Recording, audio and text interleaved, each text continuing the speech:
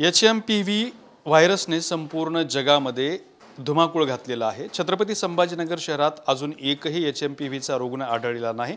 मात्र छत्रपती संभाजीनगर महापालिकेने या आजाराच्या पार्श्वभूमीवरती काळजी घ्यायला सुरुवात केलेली आहे। छत्रपती संभाजीनगर महापालिकेचे आरोग्य अधिकारी डॉक्टर पारेश मंडलेचा हे या संपूर्ण आजारावरती आणि तयारीवरती लक्ष ठेवून आहेत। स्वतः पारस मंडलेचा सर आपल्या सोबत आहेत। सर काय सांगाल, हा जो आजार आहे अद्याप आपल्याकडे आलेला नाही, पण कशी तयारी आहे? HMPVचं जे मागच्या 3 ते 4 दिवसापासून आपण टीव्हीमध्ये न्यूज बघतोय, चायनामध्ये फैलाव झालेला आहे आणि इंडियामध्ये काही स्टेट्समध्ये पेशंट सापडत आहेत आणि त्याच्या ज्या काही न्यूज वगैरे येत आहेत, तर त्या दृष्टीने मी कालसुद्धा प्रेस रिलीज केलेली आहे। आमच्या विभागाची पूर्ण बैठक घेतलेली आहे। माननीय आयुक्त तथा प्रशासक जी श्रीकांत सर या गोष्टीवर पूर्ण मॉनिटरिंग करत आहेत, या गोष्टीवर पूर्ण लक्ष देत आहे। तर सर्वप्रथम मला हे सांगायचं आहे की कुठलीही अशी घाबरून जायची ही परिस्थिती नाही। हा विषाणू नवीन नाही आहे। मागच्या वर्षीसुद्धा जसं ICMRच्या आपल्याकडे गाईडलाईन आल्या, मागच्या वर्षीसुद्धा पूर्ण ऑल ओव्हर इंडियामध्ये 170 रुग्ण याचे आढळले होते।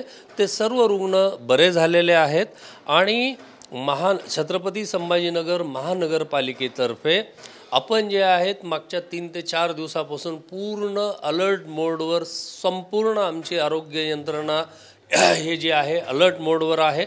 पूर्ण डिपार्टमेंटची काल आम्ही मेगा मीटिंग घेतलेली आहे। त्याच्यामध्ये आमच्याकडं जे मेडिसिन अवेलेबिलिटी आहे, VTM किटची अवेलेबिलिटी आहे आणि याच्याबद्दल लागणारे लॅब कन्झ्युमेबल्स आहेत, लॅब केमिकल्स आहेत, ह्या सर्व बाबीचा सर्व आढावा घेऊन सर्व आणि even oxygen cylinder, jumbo cylinder, oxygen concentrator, small cylinder हे जे काही आहेत ते मॅक्झिमम आमच्याकडे भरलेले आहेत। जे काही रिकामे आहेत त्याच्यासाठी आम्ही प्रक्रिया म्हणजे सर्व इन्स्ट्रक्शन्स त्या दृष्टीने आमचं जे प्रिपेअर्डनेस आहे महानगरपालिका छत्रपती संभाजीनगर आरोग्य विभागाचं हे प्रिपेअर्डनेस पूर्ण आमच्याकडं आम्ही प्रिपेअर्ड आहोत।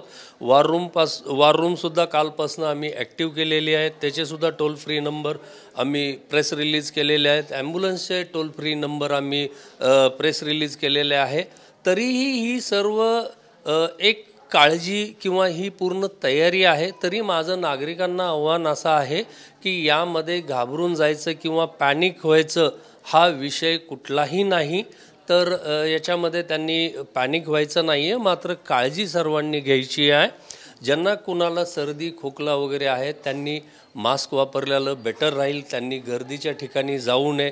क्रॉस इन्फेक्शन होतं, घरातसुद्धा आपल्यापासून आपल्या घरच्या दुसऱ्या मेंबरला हे होऊ नये ह्याच्यासाठी काळजी घेणं आवश्यक आहे। थोडंसं आकडेवारीमध्ये तुमच्याकडून माहिती घ्यायला आवडेल। म्हणजे थोडक्यात आपल्याकडे सध्या या आजाराच्या पार्श्वभूमीवरती एकूण बेड सध्या अवेलेबल किती आहेत, किती बेडची आपण तयारी करताय, ॲम्ब्युलन्स किती आहेत, त्याच्यामध्ये आपण काही वाढवणार आहोत का, एकूण किती ग्रामचा आपल्याकडे ऑक्सिजनचा साठा उपलब्ध आहे आणि किती साठा उपलब्ध होऊ शकतो या संदर्भात? या दृष्टीने जेव्हा आढावा घेतला तसं तर आपण बघितलं की फर्स्ट, सेकंड, थर्ड वेवमध्ये आपलं जे 350 बेडचं मेल्ट्रॉन हॉस्पिटल आहे, खूप चांगल्या पद्धतीने त्या ठिकाणी DCSC म्हणून त्या ठिकाणी मेल्ट्रॉन हॉस्पिटलचा उपयोग झालेला आहे आणि 8000च्या वर पेशंट आपण तिथं ट्रीट केलेला आहे। त्या अनुषंगाने मेल्ट्रॉनलाही काल आम्ही पूर्ण त्या ठिकाणचं सर्व अपडेट केलेलं आहे आणि रेग्युलर इंटरव्हलनी जे काही तिथं इन्स्ट्रुमेंट इक्विपमेंट आहे त्याचंसुद्धा आम्ही मॉक ड्रिल रेग्युलर इंटरव्हलनी घेतो। तर त्या ठिकाणी आपल्याकडे LMO टँक आहे, ऑक्सिजनचे jumbo cylinder, oxygen concentrator, small cylinder हे सर्व काही आपल्याकडे उपलब्ध आहेत।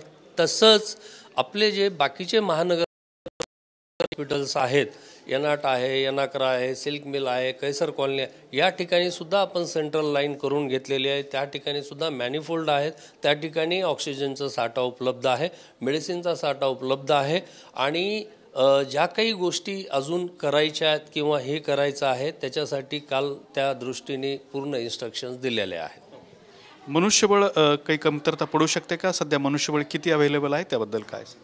मनुष्यबळ जे आहे सर्व मेडिकल ऑफिसर आमच्याकडे आहेत, स्टाफ नर्स आहेत आणि सध्याची जी परिस्थिती आहे त्या दृष्टीने असं वाटत नाही की सडन काही HR ची वगैरे गरज लागेल, परंतु प्रिपेअर्डनेसमध्ये कोविडच्या फर्स्ट, सेकंड, थर्ड वेव्हमध्ये ज्या लोकांनी, ज्या डॉक्टरांनी, ज्या स्टाफ नर्सनी, ज्या यांनी काम केलेले त्यांच्या लिस्ट आमच्याकडे अवेलेबल आहेत. जर तशी काही आवश्यकता जर भासली तर इमिजिएट आम्हाला रिक्रुटमेंट माननीय आयुक्त महोदयाच्या परवानगीने करता येईल. तर हे होते महापालिकेचे आरोग्य अधिकारी पारस मंडलेचा यांनी या आजाराच्या पार्श्वभूमीवरती तयारी कशी केली याची माहिती आपल्याला दिलेली आहे. कॅमेरामन अमित आडेसोबत दत्ता कानवटे, TV9 मराठी, छत्रपती संभाजीनगर.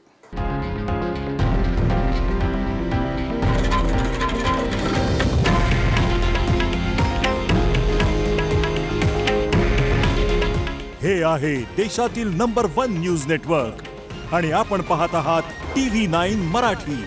काळजी तुमची, हित महाराष्ट्राचं.